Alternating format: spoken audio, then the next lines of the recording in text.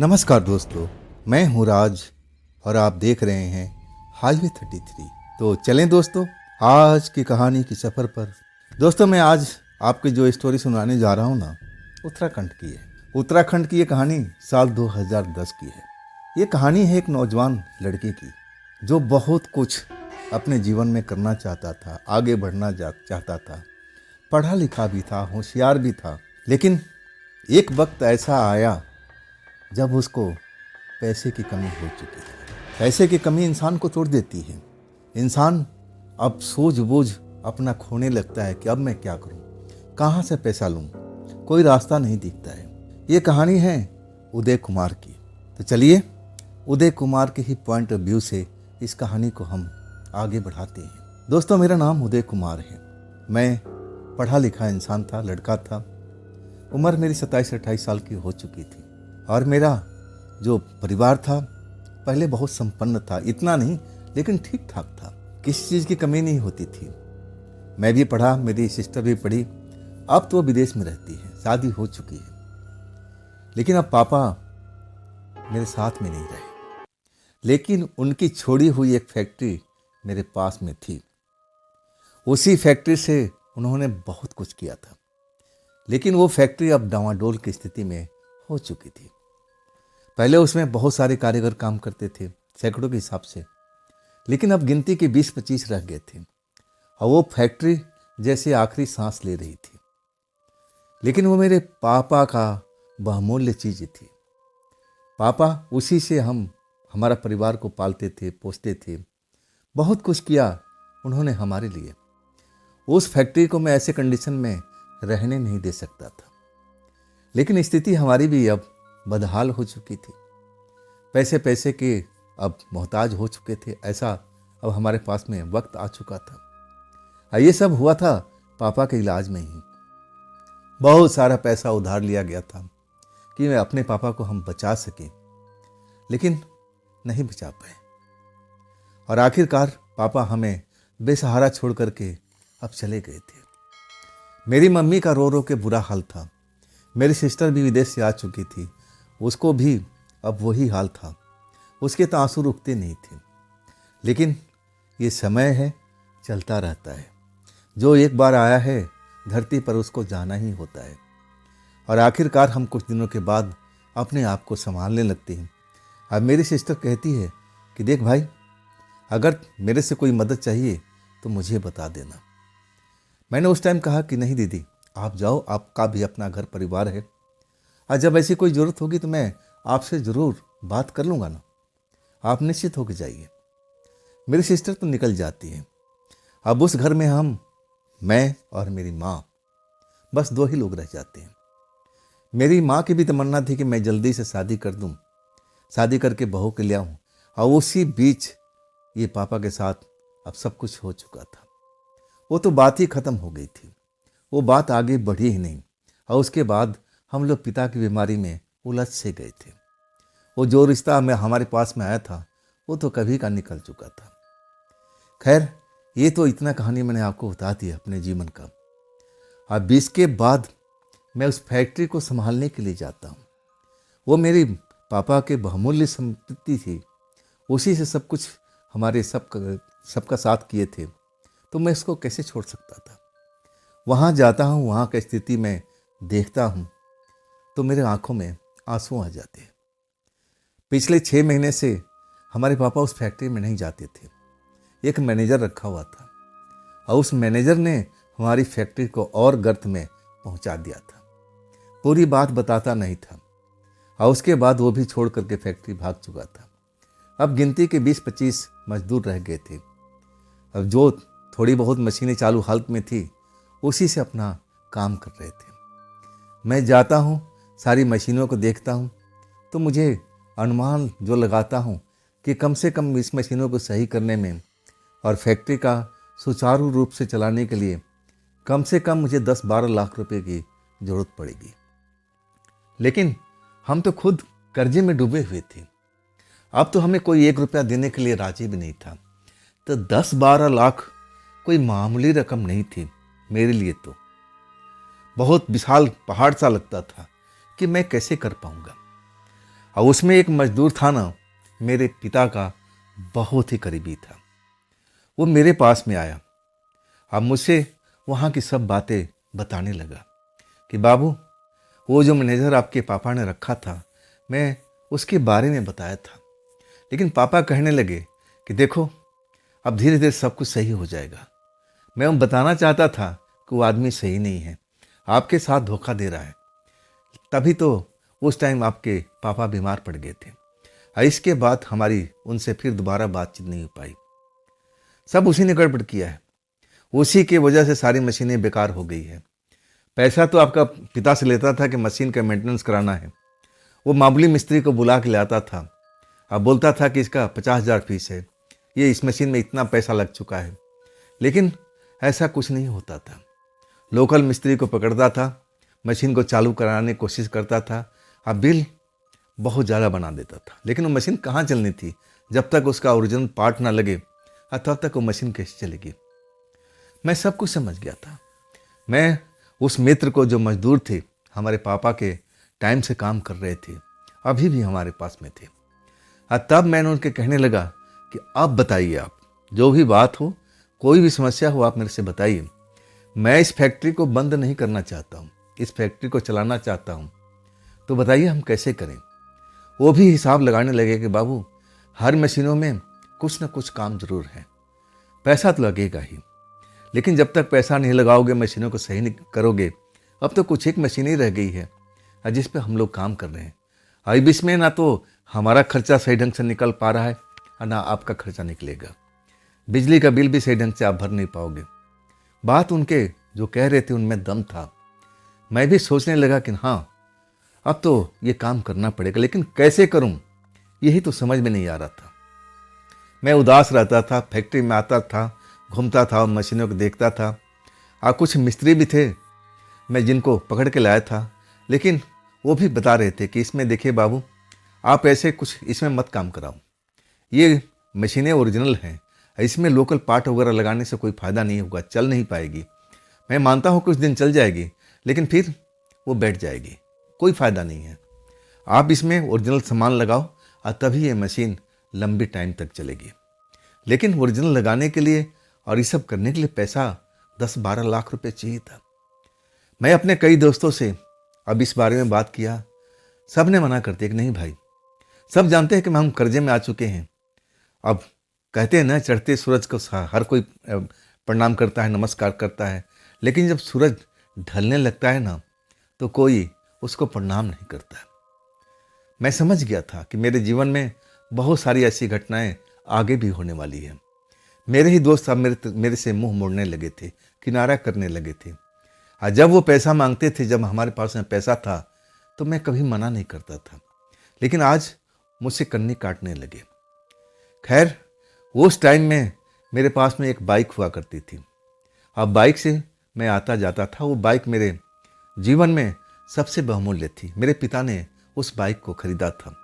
वैसे तो एक पुरानी कार भी थी, लेकिन मैं कार में बहुत कम चलता था। जब मम्मी को कहीं लेके जाना होता था, तब मैं उस कार को इस्तेमाल करता था, और नहीं तो उस बाइक को चलाना ही पसंद करता था। मैं रात को एक मिस्त्री को लेके आया था। वो अपने आप को कह रहा था कि मैं सारी मशीनें कम पैसे में सही कर दूंगा, लेकिन मैं देखूंगा। अब मैं उसको लेके आया था अपनी बाइक पर ही बिठा करके। अब फिर वो मशीनें चेक करने लगा। अब जब सब कुछ मशीनें चेक कर लेता है, तब तक रात का 11 बज चुका था। तब मैं उससे पूछता हूँ कि भाई, अब तो आपने सारी मशीनें चेक कर ली, बताओ इसमें क्या क्या खर्च लगेगा, क्या क्या सामान लगेगा। तब कहने लगा कि कम से कम 7 लाख रुपए का इंतजाम कर लो। 7 लाख में आपकी सारी मशीनें मैं डन करवा दूंगा, उससे 1 रुपया कम नहीं लगेगा।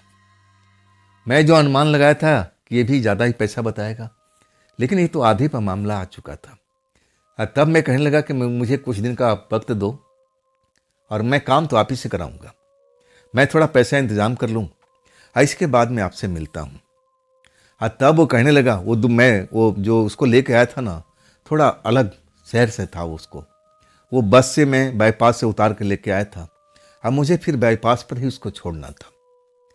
मैं रात के टाइम मैं उसको तो बोला कि आप यहीं पर रुक जाओ, लेकिन वो कहने लगा कि नहीं बाबू, मुझे जाना है, सुबह में कहीं काम अर्जेंट है। और तब मैं उसको बाईपास पर ले जाता हूँ, वहाँ भी मुझे टाइम लग जाता है। और तब बस आती है, और जब वो बैठता है ना तो लगभग 11:30 का ऊपर ही वक्त हो चुका था, मतलब 12 के आसपास का वक्त हो चुका था।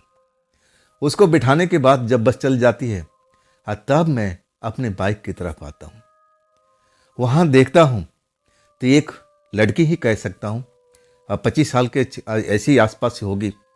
अच्छा सूट पहने हुए थी, हाथ में एक सूटकेस था, और शायद वो किसी ऑटो रिक्शा या फिर किसी और चीज़ साधन का इंतज़ार कर रही थी। लेकिन उस टाइम में वहाँ पर कोई ऑटो रिक्शा नहीं, कोई साधन नहीं, और वो परेशान दिख रही थी। ट्रक वाले उधर से गुजर रहे थे, और वो भी खिड़की से झांक झांक करके उस लड़की को जाते हुए देख रहे थे। ये देख करके मुझे बहुत बुरा लग रहा था कि वो लड़की को ऐसे वक्त में अकेले देख कर उसका फ़ायदा उठाने की कोशिश कर रहे हैं। कोई कार भी जाते नहीं उधर से गुजर करके, तो वो भी जो तेज़ी से आ रहे होते वो भी अपना स्पीड कम कर लेते थे ताकि उस लड़की का दर्शन कर सके। मैं इस चीज़ से बहुत दूर रहता था। मैं देख लिया कि लड़की तो शरीफ घर की है, परेशान है, तो मुझसे रहा नहीं गया। मैं उस लड़की के पास में जाता हूँ, कहता हूँ मैडम जी, क्या आपको साधन नहीं मिली? तब कहने लगी जी सर, मुझे साधन नहीं मिली, मैं तो आधा घंटा से इंतज़ार कर रही हूँ।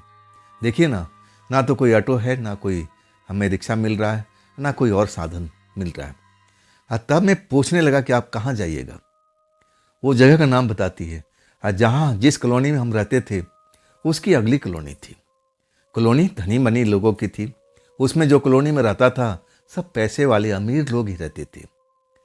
सच कहूँ ना, मैं पैसे को लोभी नहीं था, और ना मैं उस लड़की से कोई रिश्ता रखना चाहता था। एक इंसानियत के नाते मैंने ये सब जानकारी ली थी कि कहीं लड़की अब कुछ उसके साथ में गलत ना हो जाए। ऐसा ही बाईपास रोड था। अब कई किस्म के रोड पर लोग चलते हैं, मुझे थोड़ा सा अजीब लग रहा था। तब मैं कहने लगा कि देखिए, बुरा मत मानिएगा, क्या मैं आपको उस जगह तक छोड़ सकता हूँ कि देखिए यहाँ तो मुझे नहीं लग रहा कि अभी कोई साधन मिलेगा, ये जगह आपके लिए अकेले के लिए ठीक तो नहीं है। लड़की मेरी तरफ देखने लगी। शायद वो देखना चाहती थी कि मैं किस कैटेगरी का हूँ। लड़कियाँ तो पहचान ही लेती है अधिकांश। तब कहने लगी कि हाँ, वाकई आप मुझे छोड़ सकते हैं।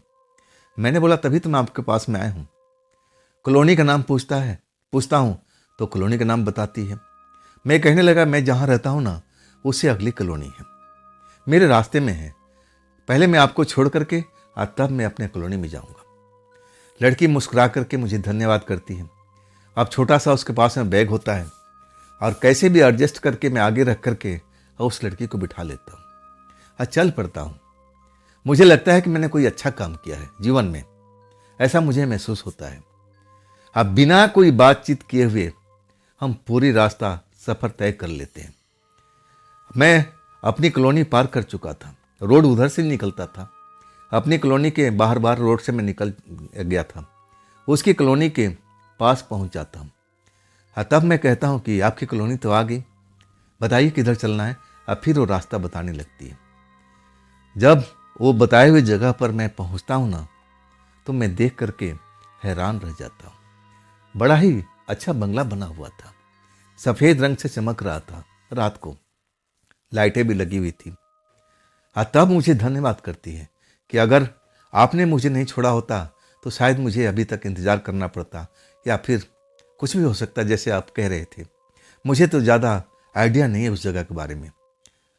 मैं कहने लगा कि ठीक है, मैंने अपना फ़र्ज को पूरा किया, अब आप सुरक्षित घर पहुंच गई, इतना ही मेरे लिए सब कुछ मिल चुका है।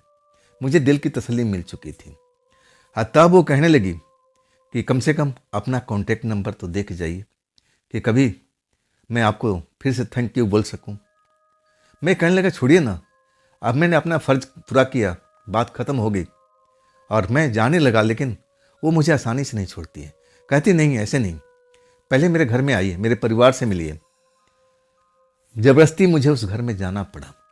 अगर वो लड़की अकेली होती ना तो मैं उस घर में कभी जाता भी नहीं। परिवार के नाम पर मैं घर में चला गया था कि चलो इसका बड़ा परिवार होगा, सब कुछ होंगे, इसकी माँ होगी, बहन होगी, भाई होगी, पिता होगा। लेकिन मुझे हैरानी तब होती है जब मैं अंदर पहुंच जाता हूँ। लड़की मुझे सोफा पर बिठाती है और कहती है बस 2 मिनट में अभी आई, मैं आपके लिए कुछ बना के लाती हूँ। शायद वो किचन में गई या ना जाने कहाँ गई। वो घर देखने में बड़ा तो लग रहा था, सारे कीमती सामान उसमें अब थे, सोफा भी था महंगे वाला, जो कुछ भी था अच्छा ही वाला था। मैं दीवार पर तरह तरह का तस्वीर देख रहा हूँ जो भी कीमती थे। तब वो लौट के आती है, पहले तो पानी प्लेट में रख के आती है, पानी ले लेता हूँ। कहती है बस मैं 2 मिनट में आ रही हूँ, फिर वो चली जाती है। इसके बाद में आती है ना तो मुझे कॉफ़ी देती है, मेरे पास में बैठ करके अपने लिए भी लेकर आई थी, और हम दोनों साथ साथ कॉफ़ी पीने लगते हैं आमने सामने के सोफा पर बैठ करके। तब मैं उससे पूछता हूँ, मैं इस जगह पर आया हूँ, कोई परिवार का लोग मुझे दिखाई नहीं दिए, क्या सब सो गए हैं? तब वो कहने लगी कि देखिए, परिवार के नाम पर मेरी एक बूढ़ी माँ है, उसके अलावा कोई नहीं है। बाकी जो मेरा परिवार है ना, विदेश में रहता है, आते जाते रहते हैं। मैं उसके बारे में थोड़ा बहुत जानकारी लेने लगा और वो मेरे बारे में भी जानकारी लेने लगी। एक तरह से दोस्ताना माहौल तो बन चुका था। पूछने लगे कि आप क्या काम करते हो। मैं सच्चाई जो था मैं सब कुछ बता दिया कि मेरे साथ में ऐसा ऐसा अब घर में हादसा हो गया, मेरे पिता गुजर गए हैं। इसके बाद थोड़ा पैसा का टोटा आ चुका है। मैं वहीं उसी फैक्ट्री से निकल के आ रहा था और उसी मिस्त्री को मैं बस में बिठा के आया था, और तब मुझे आप दिखी। अब ऐसा ऐसा समस्या है, कम से कम 7 लाख रुपए की ज़रूरत है, और वही मैं सोच रहा था कि मैं कहाँ से अब लूँ। अब तो मुझे कोई कर्जा देने वाला भी नहीं है। ये सब बात कॉफ़ी पीते पीते, मैं ऐसा नहीं था कि उसको मैं पैसे मांगने के लिए सब कुछ बता रहा था, बस ऐसे ही मेरे जुबान से निकल रही थी, अपनी दिल की बात मैं रख रहा, क्योंकि मैं सच्चा इंसान था। लेकिन वो कॉफ़ी पीने के बाद में आराम से कहती, बस मैं 2 मिनट में आती हूँ, आप बस 2 मिनट मुझे दीजिए। मुझे लगा कुछ और लेने के लिए गई है, और वो आती है 5-7 मिनट में। जब आती है ना तो एक लिफाफा लेके आती है। लिफाफा मुझे पकड़ा देती है। मैं कहता हूँ ये क्या है? कहती है कि वही जो आपकी ज़रूरत है। मैं एकदम हैरान हो जाता हूँ, क्या मतलब जी, क्या है ये? कहती है खोल के देख लो आप। जैसे ही खोलता हूं तो नोटों की गड्डियां करारी करारी दिखाई देने लगती है। अब मैं अनुमान लगा लेता हूं कि ये 7 लाख से कम नहीं है। सच कहूं ना, मेरे दिल की धड़कन बढ़ जाती है। अरे अभी तो हम कुछ देर पहले मिले, ये लड़की मेरे पे इतना कैसे विश्वास कर सकती है? नहीं नहीं, ये ठीक नहीं है। मैं लिफाफा उस लड़की को पकड़ाने लगता हूं कि नहीं नहीं, मैं आपसे पैसा नहीं ले सकता जी, मैं कोई और इंतजाम करूंगा, देखूंगा, नहीं होगा तो थोड़ा रुक जाऊंगा, महीना 2 महीना रुक जाऊंगा, लेकिन मैं आपसे पैसा नहीं लूंगा। आप तो मुझे अच्छी तरह से जानती भी नहीं। तब वो लड़की कहने लगी, इसीलिए तो मैं जानना चाहती हूँ, यही तो मैं आपसे दोस्ती करना चाहती हूँ, ताकि जान पहचान हो। ये पैसा रखिए और अपना काम शुरू करवाइए, देरी मत करवाइए। अब जितना देरी करेंगे खर्चा बढ़ता ही जाएगा। बाकी उसके बात में दम था, लेकिन भला मैं एक लड़की के हाथ से कैसे पैसा ले सकता था? मैं कहने लगा कि देखिए, बुरा मत मानिएगा, लेकिन मैं पैसा लूंगा नहीं। तब मेरी तरफ आंखें तरेरने लगी, जैसे वो मुझ पर अधिकार जमाना चाहती हो। देखने में सुंदर थी और उस नज़र से मैंने कभी उसको देखा भी नहीं था। बड़ा अजीब लगा उस टाइम जब आंखें तरेर के मुझे डराने की कोशिश की, मजाक में, पैसा तो आपको लेना ही पड़ेगा। आखिरकार इतने प्यार और इतने अपनापन से वो बात करने लगी। अब मैं तो भूल गया कि मैं किसी अन्य के घर में बैठा हूँ। आखिरकार वो पैसा मुझे लेना ही पड़ा। तब मैं कहा कि ये पैसा मैं कैसे लौटाऊंगा? कहने लगी, जब आपका फैक्ट्री चालू हो जाए, जब आप पैसा कमाने लगे, तब मुझे धीरे धीरे करके आप पैसा लौटा देना। आप पर भी बोझ नहीं होगा, अब मुझे इन पैसों को अभी ज़रूरत नहीं है। अगर ज़रूरत होती तो मैं आपको क्यों देती? पैसा मेरे पास में पड़ा हुआ तो इसका क्या फ़ायदा है? इससे बढ़िया है ना किसी काम में आ जाए ज़रूरतमंद को, और आपको इसकी ज़रूरत है भी। बात में दम था। और उसके बाद मैं वहाँ से विदा लेता हूँ और रास्ते भर सोचते चलता हूँ कि देखो, एक मेरा यार दोस्त है, मैं उन पर कितना पैसा लुटाया, कितना खर्च किया। जब भी मांगते थे तो मैं अब उनको पैसा दे देता था। और जब मुझ पर विपत आई, संकट आया, तो कैसे आंखें मोड़ लिए। एक अनजान सी लड़की जिसको मैं जानता भी नहीं, पहचानता नहीं, आज मैंने थोड़ा सा एक हेल्प क्या कर दिया, वो मुझ पर कितना एतबार कर लिया। इसका एतबार मैं कभी नहीं तोड़ूंगा। जैसे ही मेरे पास में पैसा आना शुरू हो जाएगा, अब मैं इसका एक एक पैसा लौटाना शुरू कर दूंगा। मेरे मन में यही था। मैं घर पर आता हूँ, मैं अपनी माँ को सब कुछ बताता हूँ। माँ भी हैरान हो जाती है, बेटा कभी तो उससे मिला था, जानता है देखने में कैसी। माँ का मतलब कुछ और था। तब मैं माँ को समझाता हूँ कि नहीं माँ, देखो तुम हर वक्त ये शादी वाला बात मत किया करो। अरे मैं उस लड़की को अच्छी तरह से पहचानता तक नहीं, बस मैं उसको बाईपास से उठा करके लाया, उसके घर तक छोड़ दिया हूँ। मेरे मुंह से वो कहानी निकल गई जो मेरे साथ में चल रही थी, और उसी बात पर उसने पैसे दे दिए। ऐसा कोई दोस्ताना उससे नहीं है, मैं अपने माँ को समझाने लगा। और तब माँ कहती है, दोस्ताना बना लेने बेटा, वो लड़की बहुत अच्छी लग रही है, जैसा तू बता रहा है, पैसे वाली घर की है। मैं माँ का समझता था, उसके मन में ऐसा था कि किसी तरह से बहू मेरे घर में आ जाए। हर माँ का यही सपना होता है। मेरी माँ स्पेशल नहीं थी, उसका भी यही सपना था। लेकिन मैं वो सपना अभी पूरा नहीं कर सकता था। अभी हमें तो फैक्ट्री को खड़ा करना था, सुचारू रूप से उसको चालू करना था, और तब वो पैसा मुझे चुकाना था जो लड़की से मैंने लिया था। और इसके बाद मुझे सोचना था कि मैं शादी करूं या कुछ साल और रुक जाऊं। माँ को मैं टाल देता हूं कि ठीक है माँ, इसके बारे में हम कभी बात करेंगे। इसके बाद मैं अपने फैक्ट्री में उसी मिस्त्री से काम कराना शुरू कर देता हूँ। वाकई उस मिस्त्री के हाथ में जादू था। जो उसने कहा था ना, आधे दाम में जहाँ 10-12 लाख 14 लाख की बात थी, वो 7 लाख रुपए में उससे भी कम लगा था। कुछ पैसे मेरे पास में बच भी गए थे, और मेरी फैक्ट्री का सारी मशीनें एकदम रन करने लगी थी। अब इसके बाद जिम्मेदारी वही बूढ़े जो हमारे मजदूर थे, मैं उनको सुपरवाइजर बना देता हूँ कि चाचा आज से ये फैक्ट्री आपकी देख रेख में चलेगी।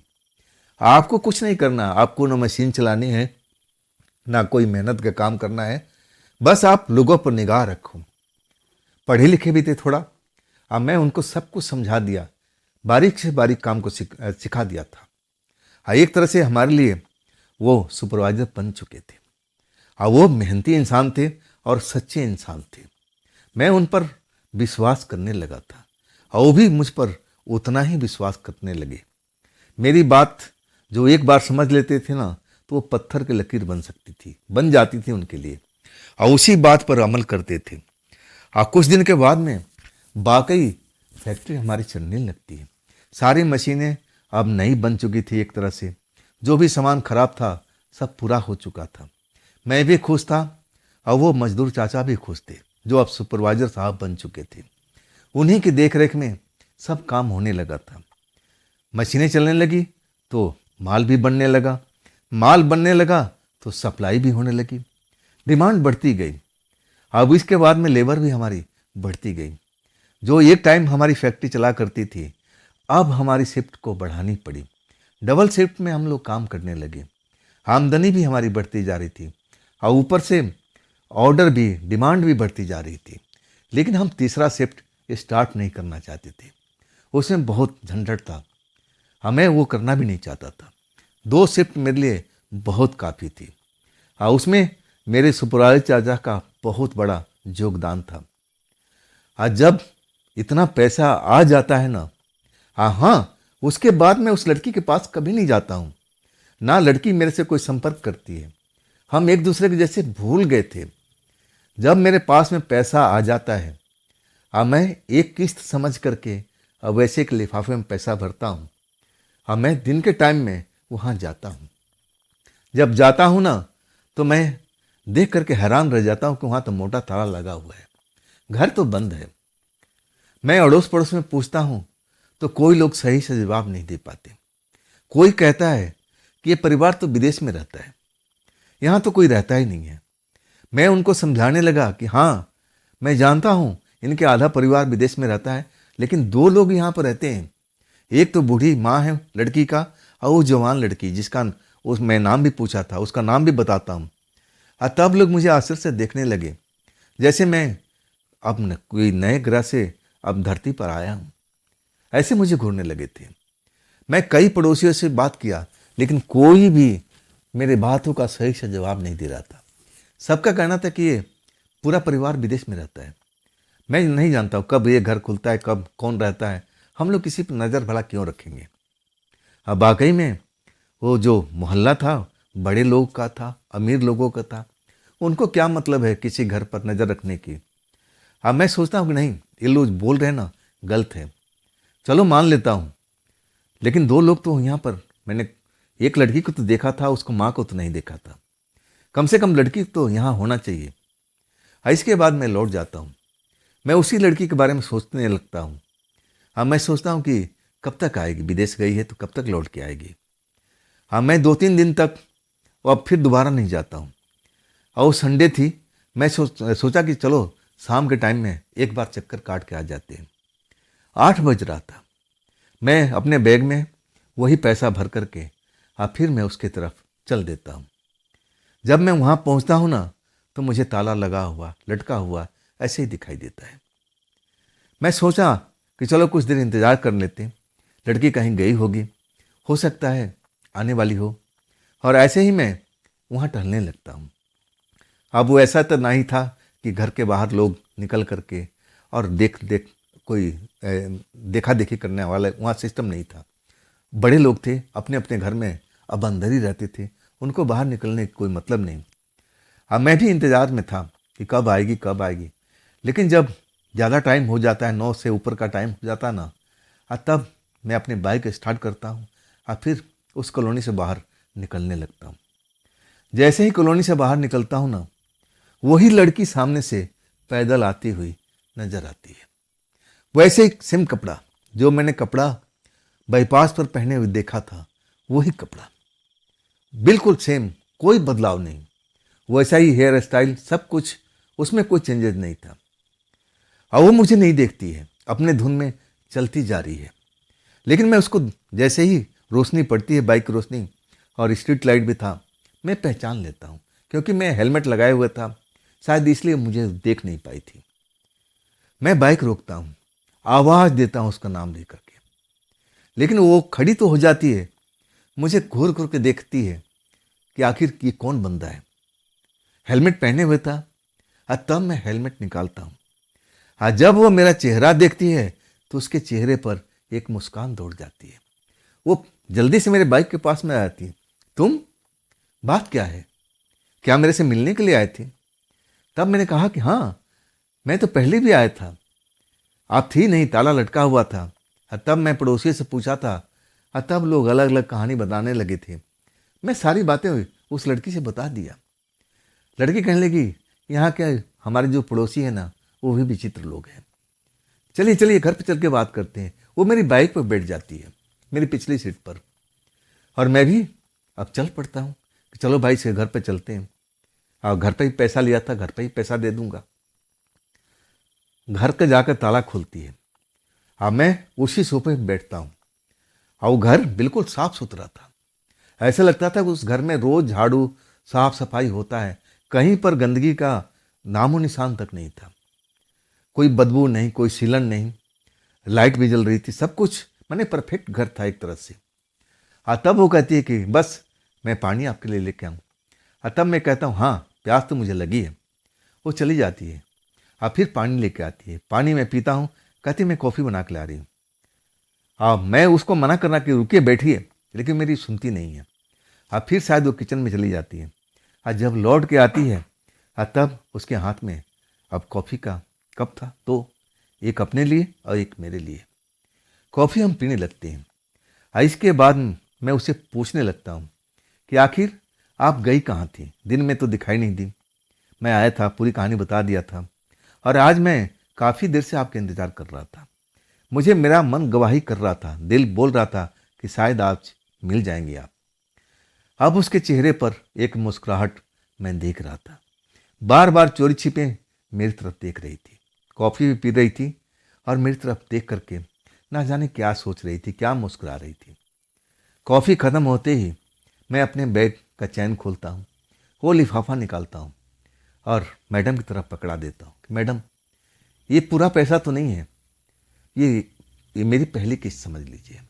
अब आपके पैसे से मैंने फैक्ट्री को चालू कर लिया हूँ और भगवान की कृपा से सब कुछ अच्छा चल रहा है। जल्दी मैं पैसा आपका पूरा लौटा दूंगा। तब पैसा तो रख लेती है और कहती है कि इतना जल्दी भी क्या था, अरे अपने आप को पहले संभाल लेते, थोड़ा आगे बढ़ जाते और तब मेरा पैसा लौटा देते। मैं कहने लगा, देखिए एक बोझ की तरह है कर्जा मेरे ऊपर में, और कर्जा जितना जल्दी ख़त्म हो जाए उतना ही अच्छा होता। मैं अपनी बातें विचार उसको रखने लगा और वो भी अपना विचार मुझ पर रखने लगी। आखिरकार अब खाना का टाइम हो चुका था। कहने लगी कि क्या मैं आपके लिए कुछ बना दूं? भूख तो मुझे लग रही थी। अब मैं मना कर दिया कि नहीं नहीं, मुझे और किसी चीज़ की ज़रूरत नहीं है। और तब कहती है, कुछ शौक़ रखते हैं आप? मैं कभी कभी शौक़ भी रखता था, कुछ ड्रिंक भी दोस्तों के साथ ले लिया करता था। लेकिन जब से पिता गुजरे थे ना, मैं इन चीज़ों को अब एक तरह से भूल ही गया था। मैं दिन रात अपनी फैक्ट्री में लगा रहता था, फैक्ट्री को आगे बढ़ाने में सोचता था। मैं इन चीज़ों को, शौक़ को भूल ही गया था। जब लड़की ऑफ़र करती है ना तो मैं उसको मना नहीं कर पाता। तब वो लड़की जाती है, अब पूरा इंतज़ाम करके आती है। अब फिर हमारा दौर शुरू हो जाता है। इसके बाद वो लड़की बहकने लगती है। अब एक तरह से मुझे प्यार का इजहार करने लगती है। मैं उसको समझाता हूँ कि देखिए, प्यार बच्चों का खेल नहीं है। आप इस बारे में हम कभी बात करेंगे बाद में। अभी तो अब मैं जाना चाहता हूँ, बहुत हो चुका है और आप भी कुछ ज़्यादा ही अब ले चुकी हैं। लेकिन एक चीज़, आप पहले बताई थी कि आपके घर में बूढ़ी माँ रहती है, तो बूढ़ी माँ कहाँ है? लड़की कुछ सोचती है, कहती है विदेश चली गई। मैं अब इस घर में अकेले ही रहती हूँ। मैं अब अब बात ही नहीं बोलने वाला था।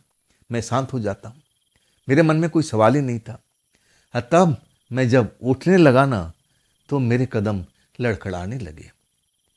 देखने में वो तो ड्रिंक ऐसा नहीं लग रहा था जो उसने दिया था, लेकिन जब मैं सोफा से उठता हूँ ना तो मेरे पैर जो है ना हिलने लगते हैं, कांपने लगते हैं, जैसे नशा चढ़ चुका हूँ। कब मैं उस सोफे से नीचे गिर जाता हूँ खड़ा होते ही टाइम, मुझे पता ही नहीं चलता। जैसे नशा मुझ पर चढ़ गया हो, मैं अपना होश खो बैठा हूँ। आज जब मेरी होश आता है ना तो मैं अपने आप को पलंग पर पाता हूँ। हाँ, मेरी बगल में वही लड़की लेटी हुई है। जब मुझे इस चीज़ का एहसास होता है ना तो अच्छा तो नहीं लगता, लेकिन अब जो होना था वो तो शायद हो चुका था, जो मैं करना नहीं चाहता था उस लड़की के साथ में। लेकिन लड़की भी फुल नशे में थी और मैं भी फुल नशे में था। ये सब नशे की वजह से हुआ था। मैं तो इसको नशे का दोष मान रहा था, ना लड़की का दोष और ना मेरा अपना दोस्त। सुबह हो चुकी थी या होने वाली थी, मुझे ऐसा अंदेशा था। अब मैं उठता हूँ और तब वो लड़की उठ जाती है। अब उसकी आंखें बिल्कुल जैसे नशे में हो, लाल लाल से दिखाई दे रही थी। मतलब सुरूर जो था अभी उतरा नहीं था। कुछ ऐसा ही मुझे भी महसूस हो रहा था। सर भारी भारी सा लग रहा था, आंखों में अलग सी कुछ अब बेचैनी सी लग रही थी। कभी आंखें बंद करता था, कभी धुंधला दिखने लगता था। ये सरूर का असर था। मतलब जो नशा हमने किया था वो तो धीरे धीरे चढ़ा था, आज जब चढ़ा ना तो बहुत ज़ोर से। हम उसको झेल नहीं पाए। शायद लड़की उस चीज़ की आदी थी, वो तो शायद झेल गई, लेकिन मेरे से बर्दाश्त नहीं हो पाया। तभी ये मेरे साथ में हुआ। लड़की कहती है, अभी रुक जाओ ना, अभी सुबह कहाँ हुई है, अभी तो रात है। तब मैं कहता हूँ नहीं, शायद सुबह होने वाली है, अब मैं अब निकल रहा हूँ। लड़की कहती है ठीक है, दरवाज़ा खुला हुआ है और तुम ऐसे ही भेड़ के चले जाना, यहाँ कोई चोरी चकारी नहीं होती है, सब कुछ सही है। मैं भी जल्दीबाजी से उस घर में निकलता हूँ, अपनी बाइक स्टार्ट करता हूँ और फिर अपने कॉलोनी में पहुँच जाता हूँ। जैसे पहुँचता हूँ तो सुबह होने वाली थी। अब मैं अपने घर का दरवाज़ा खड़खड़ाता हूँ। माँ खोलती है, चिंता में थी कि तुम कहाँ थे, तुम कहाँ थे, मैंने तुम्हें बहुत फ़ोन किया, तुम्हारा मोबाइल फ़ोन कहाँ है। मोबाइल फ़ोन निकालता हूँ तो मोबाइल फ़ोन स्विच ऑफ होता है, मतलब उसमें बैटरी था ही नहीं। तब माँ को मैं समझाता हूँ कि मैं एक दोस्त के पास रुक गया था। माँ आप खाम चिंता कर रही थी, देखो ना सही सलामत हूँ ना मैं, कोई डरने वाली बात नहीं है। लेकिन अंदर से मुझे बड़ा अजीब सा लग रहा था, ऐसे लग रहा था कि मैंने कोई बड़ा पाप कर दिया हो, ऐसा मुझे नहीं करना चाहिए था। मन में एक अलग तरह से फीलिंग आ रही थी जो सही नहीं थी। मैं अपने आप को समझाने की कोशिश करता कि देख, इसमें तेरा कोई दोष नहीं है, दोष ना उस लड़की की है, दोष उस नशे का है जो तुम लोगों ने उस रात को इस्तेमाल किया था। और फिर वही दिन का चर्या अपना शुरू हो जाता है। कुछ देर मैं आराम करता हूँ और फिर मैं अपनी फैक्ट्री निकल जाता हूँ। और फिर अपनी फैक्ट्री में पूरा दिन जैसे हर रोज़ निकलता था, मैं लोगों पर नज़र रखता हूँ, कोई कमी बेसी दूर करने की कोशिश करता हूँ। और रात को जब 10 बज जाता है ना, तब मैं चाचा से कहता हूँ कि चाचा मैं निकल रहा हूँ, अब आप देख लोगे ना। तब चाचा कहते कि हाँ मैं तो रोज़ ही देखता हूँ बेटा, तुम जाओ, आप लेट काफ़ी हो चुका है। और वहाँ से मैं बाइक निकालता हूँ। और जैसे ही मैं अपनी फैक्ट्री के अपने रोड से बाहर निकलता हूँ, मेन रोड पर पहुँचता हूँ, वहाँ पर वही लड़की खड़ी हुई इंतजार कर रही थी। जैसे ही मैं देखता हूँ ना, तो मैं कल्पना नहीं कर सकता था कि ये लड़की यहाँ पर क्या कर रही है, कैसे आ गई। उसको तो मैं अपना फैक्ट्री का रास्ता तक नहीं बताया था, उसको कैसे मालूम। मैं देख करके हैरान हो जाता हूँ। आप पूछता हूँ कि आप यहाँ पर कैसे। तब वो कहने लगी मैं इधर से गुजर रही थी, मुझे लगा कि आपकी फैक्ट्री इसी एरिया में होना चाहिए। ऐसे ही मैं टहल रही थी, टहलते टहलते यहाँ पर आ गई। लेकिन इसको टहलना नहीं कहती। जिस जगह पर मेरी फैक्ट्री थी ना, वो मेन रोड था। ना तो उसके पास में कोई साधन था, ना कोई स्कूटी थी, ना कोई टैक्सी थी। इसको टहलना थोड़ी कह सकते हैं, और वो भी रात को टाइम को। मैं कहता हूँ कि आप देखिए, आप बाइक पर बैठिए, मैं आपको घर तक छोड़ देता हूँ। बात क्या है, क्या आप मुझसे कुछ पूछना चाहती थी, या फिर बकाया पैसे की आप खोजबीन में आई थी कि वो पैसा मिलेगा कि नहीं मिलेगा। तब वो लड़की मुस्कुरा देती है, अरे कहती नहीं नहीं, मेरा मन नहीं लग रहा था, इसलिए मैं टहलते हुए यहाँ तक आ गई। आई थी तो टैक्सी में, लेकिन मैं टैक्सी को छोड़ दिया। मैं उसकी बातों पर विश्वास तो नहीं कर रहा था। मुझे ये भी यकीन नहीं हो रहा था कि लड़की मेरा एड्रेस फैक्ट्री का कैसे मालूम है, और उसको कैसे मालूम है कि मैं इस वक्त यहाँ से मैं निकल रहा हूँ। मेरे लिए अजूबा बन चुकी थी, रहस्यमयी लड़की बन चुकी थी। हाँ, मैं उसको घर लेके जाता हूँ, और वैसे ही घर में कोई नहीं होता है। वही सिलसिला फिर शुरू हो जाता है। कहती है मैं पानी लाती हूँ, पानी पीने के लिए बैठ जाता हूँ। फिर कहती हैं कि ड्रिंक हो जाए। मैं मना कर देता हूँ, नहीं नहीं, अब कोई ड्रिंक नहीं, अब कोई ड्रिंक नहीं। वो मुस्कुराती हुई कहती है मेरे लिए भी नहीं। अब उसकी आंखों में वो अदा, ऐसा कुछ मैं देखता हूँ ना कि अपने आप को रोक नहीं पाता। फिर वही ड्रिंक का सिलसिला शुरू हो जाता है, और वही जो होता है जो पिछली रात का हुआ था। वैसे मैं उठने की कोशिश करता हूँ, लेकिन मैं सही ढंग से खड़ा नहीं हो पाता हूँ। तब आकर मुझे सहारा देती है। कहती है आप कैसे जाओगे, आपसे तो बाइक चल ही नहीं पाएगी, आप आराम कर लो, चलो मेरे साथ में। उसी बेडरूम में उसी जगह पर मुझे ले जाती है। जब मैं बेडरूम पर गिरता हूँ ना, मुझे होश नहीं रहता है। होश आता है कुछ देर के बाद में, या ना जाने, मतलब रात अभी थी, सुबह नहीं हुई थी। जैसे ही मैं आँख खोलता हूँ ना, सर भारी भारी सा होता है। जैसे मैं आँख खोलता हूँ तो अंधेरा था वहाँ पर, बिल्कुल कमरे के अंदर में अंधेरा हुआ था। मैं अब देखने की कोशिश करता हूँ तो वही सब मुझे अब नजर आता है अंधेरे में। मतलब मेरे बगल में लड़की लेटी हुई है, मैं अकेले नहीं उस पलंग पर। मेरे कपड़ा लता बिल्कुल अलग हुआ पड़ा है। मुझे लगा कि फिर मैं फंस चुका हूँ, फिर मैं उसी जाल में फंस चुका हूँ जो मैं करना नहीं चाहता था। उस लड़की से मैं दूर रहना चाहता था। मैं चाहता था कि उसका पैसा दे करके अब मैं उससे दोस्ती वोस्ती सब कुछ खत्म कर लूँ। ये लड़की कुछ हद से आगे बढ़ चुकी थी। ऐसा हमारे में नहीं होता था। मैं तो खास करके ऐसा लड़का था ही नहीं। मैं तो सोचता था कि मेरी शादी हो जाएगी, मेरी धर्म पत्नी आएगी, तब मैं उसके साथ में रात बिताऊंगा। लेकिन ये तो बहुत एडवांस थी, समय से आगे भाग रही थी। ऐसे भला लड़की से मैं कैसे शादी करने वाला था। मेरे मन में जरा भी इच्छा नहीं थी। मुझे लगा कि ये लड़की हद से ज़्यादा एडवांस है। नहीं, इससे मेरी कोई दोस्ती नहीं और ना इसे मैं कोई रिश्ता रखना चाहता हूँ।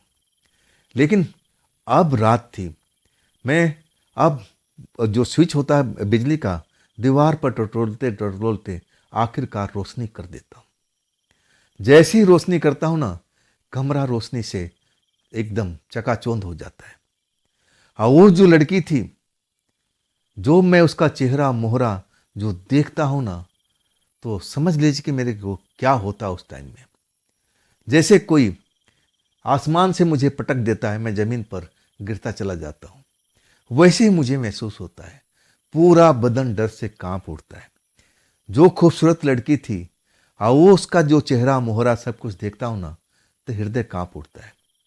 इतनी बदसूरत लड़की मैंने कभी जिंदगी में नहीं देखी थी। जिसके दांत बाहर निकले हुए, मोटी मोटी आंखें, थी गोरी, उसमें कोई डाउट नहीं। जो बाल के स्टाइल थे बिल्कुल वैसे ही थे, उसमें कोई बदलाव नहीं था। लेकिन चेहरा बड़ा अजीबोगरीब, एकदम बदसूरत था।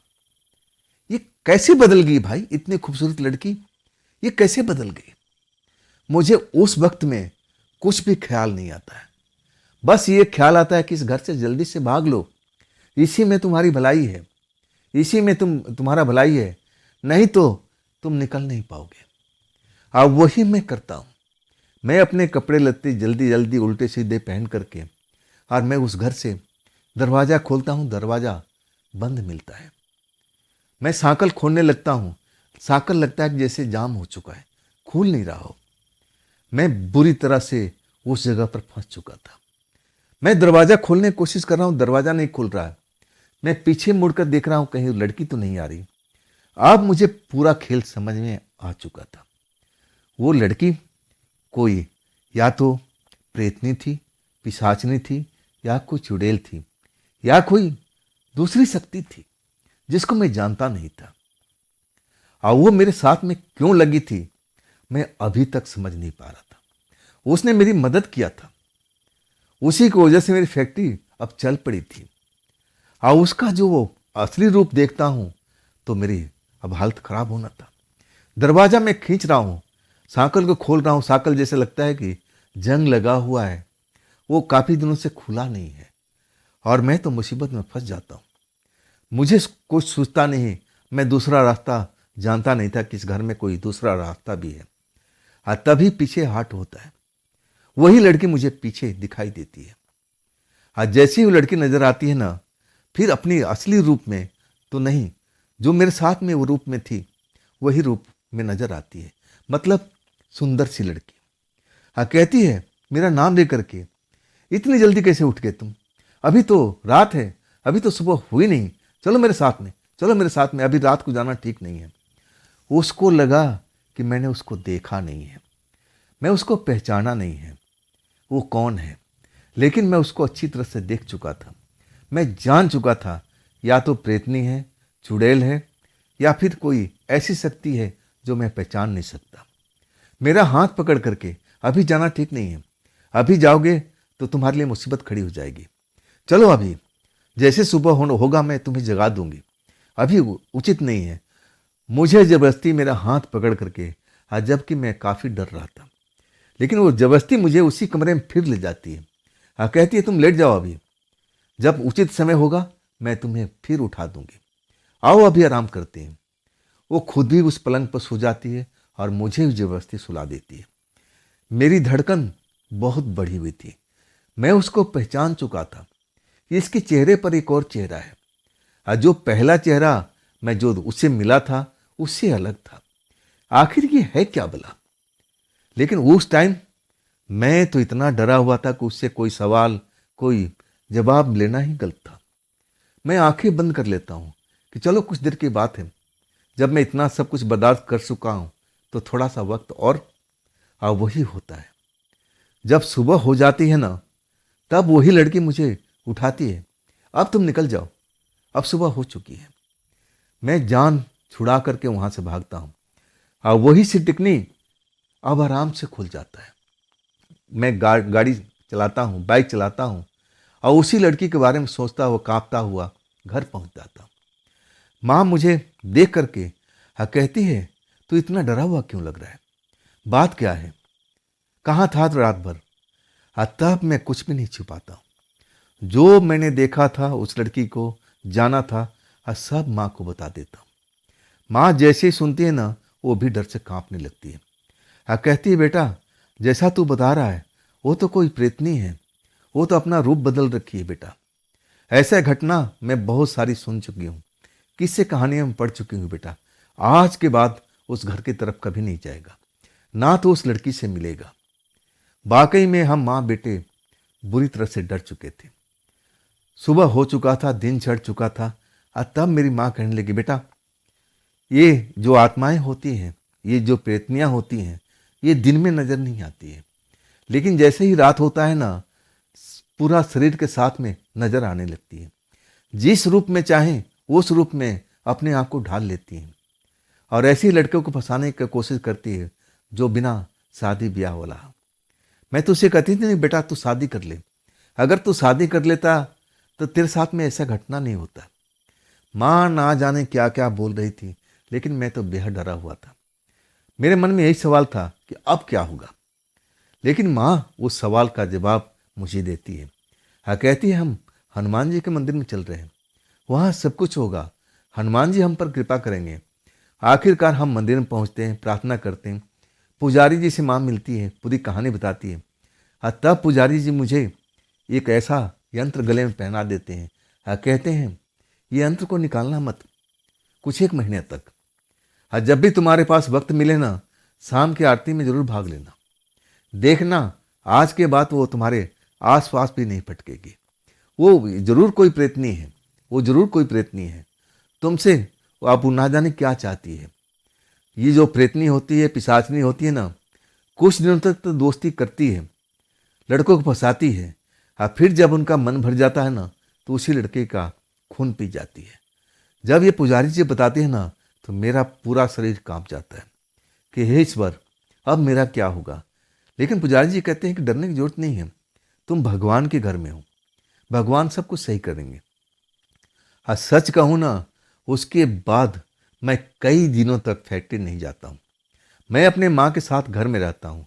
घर में जब रात का टाइम होता है ना, जरा से घर के दरवाजे पर आहट होती है, खिड़की हवा से हिलने लगती है, तो हम माँ बेटे डर जाते थे। लेकिन माँ कहती थी कि नहीं नहीं, हमारा भगवान बिल्कुल देख रेख कर रहे हैं, बजरंग बली हमारे साथ में है, तू डर मत, तू डर मत। लेकिन मुझसे ज़्यादा मेरी माँ डर जाती थी। तब मैं माँ को संभालता था कि माँ, हम दोनों बिल्कुल नहीं डरेंगे। ये खिड़की पर जो आवाज़ आई ना, कोई प्रेतात्मा का नहीं लग रहा है, मुझे लग रहा है कि ये तेज हवा का झोंका से आवाज़ आई है। और ऐसे ही कई रात तक हमारे साथ में चला। हम रोज़ मंदिर में जाते थे, आरती में भाग लेते थे, और आखिरकार जब 15 दिन हो गया, तब मैं पुजारी जी से मिलता हूँ कि पुजारी जी, अब जरा मुझे देखिए, बताइए कि मैं क्या स्वस्थ हूँ, अब वो उस आत्मा का असर तो मेरे शरीर पर कोई नहीं है। तब वो कहने लगे, बेटा वो जो चीज़ें, ऐसी शक्तियाँ होती ना, किसी पर असर नहीं डालती, वो तुमसे दूर रहती है, लेकिन जब वक्त आता है ना, तुम्हारे सामने आ जाती है। तुम उनको पहचान भी नहीं सकते हो सकता है कि वो प्रेतात्मा तुमसे मिली हो, कोई अन्य रूप में तुम्हारे सामने में आ जाए, तुम बिल्कुल पहचान नहीं पाओगे। लेकिन ये यंत्र को तुम अपने गले में डाल के रखना। वैसे ही मैं सालों भर तक यंत्र को गले में डाला था। लेकिन 1 महीने के बाद मुझे लगने लगा कि यंत्र में शक्ति है, हनुमान जी की कृपा हम पर बनी हुई है। तब मैं फैक्ट्री जाने लगता हूँ। साल भर के बाद माँ मेरी रिश्ता करा देती है। कहती है, तेरा रिश्ता करना जरूरी है, नहीं तो तेरे साथ में ऐसा खेल होता रहेगा। और आखिरकार मेरी पत्नी आ जाती है, मेरी गृह लक्ष्मी आ जाती है। इसके बाद से सब कुछ, घर का हालात बदल जाता है। तो दोस्तों, ये थी आज की कहानी। ये कहानी आपको कैसी लगी, कमेंट में ज़रूर बताइएगा। दोस्तों, अगर आपके पास भी ऐसी कोई घटना है जो आप मुझे भेजना चाहते हो, बताना चाहते हो, तो आप मुझे इंस्टाग्राम पर, मेरे व्हाट्सएप नंबर पर आप मुझे शेयर कर सकते हो। दोस्तों, कल फिर मैं मिलता हूँ ना, इसी चैनल पर, इसी टाइम पर। अगर आपने अभी तक इस चैनल को सब्सक्राइब नहीं किया है तो जल्दी से कर लीजिए, और बेल आइकन को ज़रूर दबाइएगा। और दोस्तों, इस कहानी को ज़्यादा से ज़्यादा शेयर कीजिएगा और हाइप वाले बटन को भूलिएगा नहीं। नमस्कार दोस्तों।